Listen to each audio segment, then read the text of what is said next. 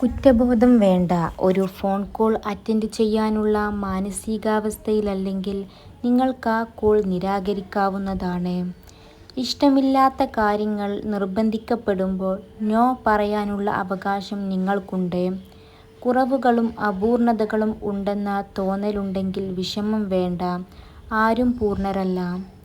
ചില ദിവസങ്ങളിൽ ഒന്നും ചെയ്യാൻ ആഗ്രഹിക്കുന്നില്ലെങ്കിൽ നിങ്ങൾ മടിയനാണെന്ന് അർത്ഥമില്ല. നിങ്ങളുടെ മനസ്സമാധാനത്തിന് വേണ്ടി ചെയ്യുന്ന നല്ല കാര്യങ്ങളുടെ പേരിൽ കുറ്റബോധം വേണ്ട. നിങ്ങളുടെ ആശയങ്ങൾക്കും വിശ്വാസങ്ങൾക്കും വേണ്ടി നിങ്ങൾ നിലകൊള്ളുന്നത് തെറ്റല്ല. എന്താണ് ജീവിതം, എങ്ങനെയാണ് എന്നൊക്കെ മനസ്സിലാവുന്നത് ഒരു കഷ്ടപ്പാടും അറിയിക്കാതെ വളർത്തുന്നവരുടെ അടുത്തുനിന്ന് മാറി നിൽക്കുമ്പോഴാണ്. വാക്കുകൾ കൊണ്ട് എല്ലാവർക്കും കൊട്ടാരം പണിയാൻ എളുപ്പമാണ്. പക്ഷേ അത് പ്രവർത്തിക്കാനാണ് പ്രയാസം. ഓരോ സാഹചര്യവും മാറുമ്പോൾ മനുഷ്യൻ്റെ മനസ്സും മാറും. മനസ്സ് മാറുമ്പോൾ പറഞ്ഞ വാക്കുകളും മാറും. നമ്മുടെ അടുത്ത ചിലർ വാക്കുകളാൽ പറഞ്ഞില്ലെങ്കിലും അവരുടെ പ്രവൃത്തികൾ പറയും നമ്മൾക്ക് അവർ നൽകിയ വിലയെന്താണെന്ന്. പ്രവൃത്തിയാൽ നമുക്ക് മനസ്സിലായി തുടങ്ങും നമ്മൾക്ക് അവർ നൽകിയ വിലയുടെ മൂല്യമെത്രയെന്ന്.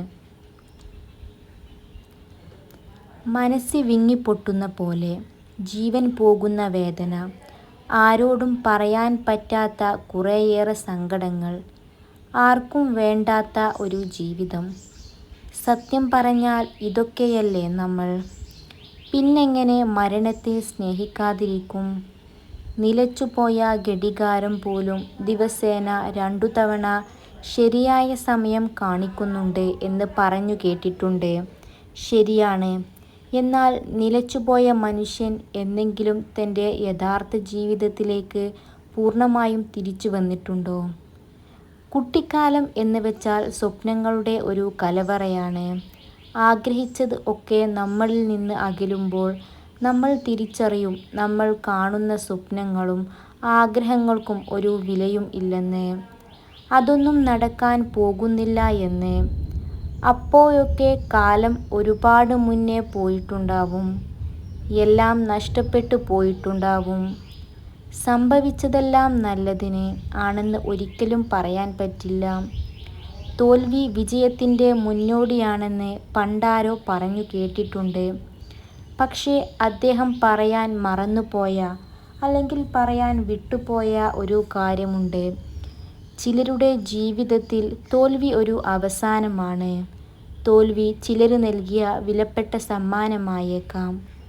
ഒരുപക്ഷേ ആ തോൽവിയിൽ അവരുടെ സ്നേഹമുണ്ട് എന്ന് വിശ്വസിച്ച് അത് അവർ 2 കൈയും നീട്ടി സ്വീകരിച്ച് സ്വയം നിരാശയിലേക്ക് അല്ലെങ്കിൽ മരണത്തിലേക്ക് നടന്നകലേണ്ടി വരുന്ന ഒരു അവസ്ഥയുണ്ട്. അതാണ് ചില ജീവിതങ്ങൾ.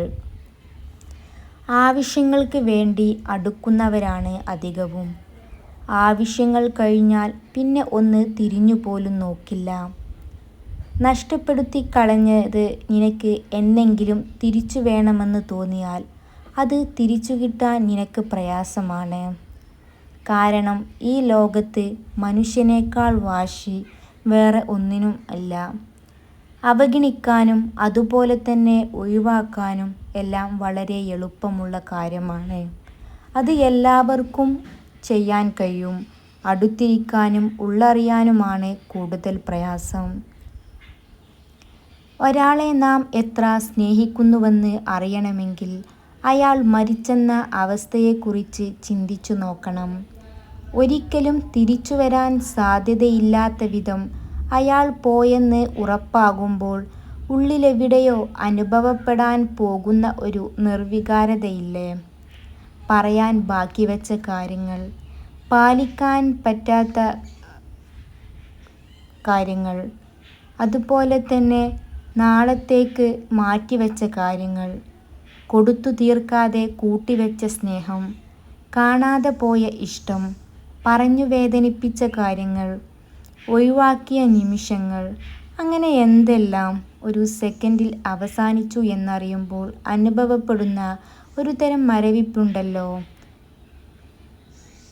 ചിലർക്ക് നമ്മളോടുള്ള അടുപ്പം കണ്ട് നമ്മൾ അവരിൽ നിന്നും ഒന്നും തന്നെ പ്രതീക്ഷിക്കരുത്. അവിടെ വിഡ്ഢിയായി മാറുന്നത് അവസാനം നമ്മൾ തന്നെയാണ്. നിങ്ങൾക്കിടയിൽ നീ സ്വന്തം ഇഷ്ടങ്ങൾ മാത്രം നോക്കി ജീവിക്കുമ്പോൾ കൂടെയുള്ള ആളുടെ ഇഷ്ടങ്ങളും മനസ്സിലാക്കാൻ ശ്രമിക്കുക. ചില ആളുകൾക്ക് വേണ്ടി കാത്തിരിക്കുന്നതും ഒരു സുഖമാണ്. അവർ വരില്ലെന്ന് അറിഞ്ഞിട്ടും അവരുടെ ഓർമ്മകളിലൂടെ ഇങ്ങനെ മുന്നോട്ടു പോകുന്നത്. ജീവിതം ഇടയ്ക്കിടയ്ക്ക് പഠിപ്പിക്കുന്ന ഒരു പാഠമുണ്ട്. അധികം സ്നേഹിച്ചാൽ നമ്മൾ ഒരുപാട് വേദനിപ്പിക്കുമെന്ന്. അതുകൊണ്ട് തന്നെ ആരെയും അധികം സ്നേഹിക്കാതെ സങ്കടങ്ങൾ ഏറ്റുവാങ്ങാതെ ജീവിക്കുക. കാലം മായ്ക്കാത്ത മുറിവുകളില്ല എന്നത് കുറേയേറെ സത്യമാണ്. ജീവിതം മാറിക്കൊണ്ടിരിക്കുമ്പോൾ പുതിയ പല മുഖങ്ങളും അനുഭവങ്ങളും ജീവിതത്തിൽ കടന്നു വരുമ്പോൾ ഈ വ്യക്തിയോടുള്ള നിങ്ങളുടെ ഇഷ്ടങ്ങൾക്കും മാറ്റം സംഭവിച്ചേക്കാം. അവരുടെ മെസ്സേജ്, ഫോൺ കോളുകളോ കണ്ടുമുട്ടലുകളോ ഒന്നും നിങ്ങളെ ഒരു വിധത്തിലും ബാധിക്കാതെ വരാം.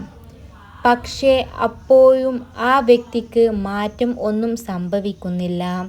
മാറ്റം വന്നത് നമുക്ക് അവരോടുള്ള സ്നേഹത്തിലാണ്.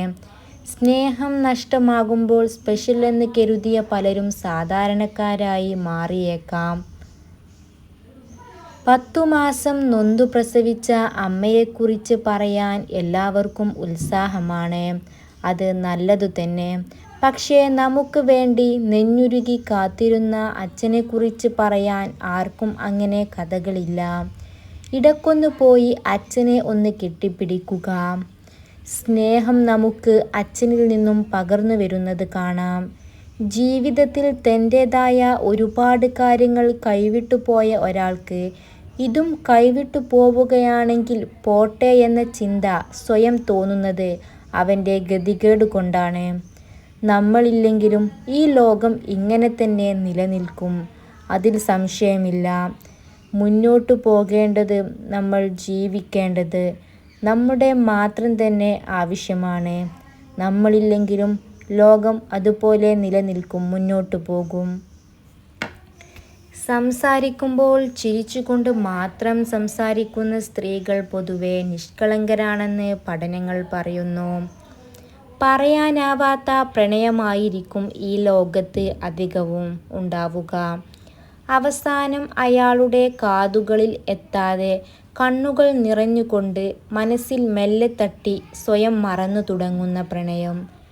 കിട്ടാത്ത സ്നേഹത്തിനേക്കാൾ എത്രയോ വേദനയാണ് കിട്ടിക്കൊണ്ടിരുന്ന സ്നേഹം കുറഞ്ഞു തുടങ്ങിയെന്ന് തിരിച്ചറിയുമ്പോൾ.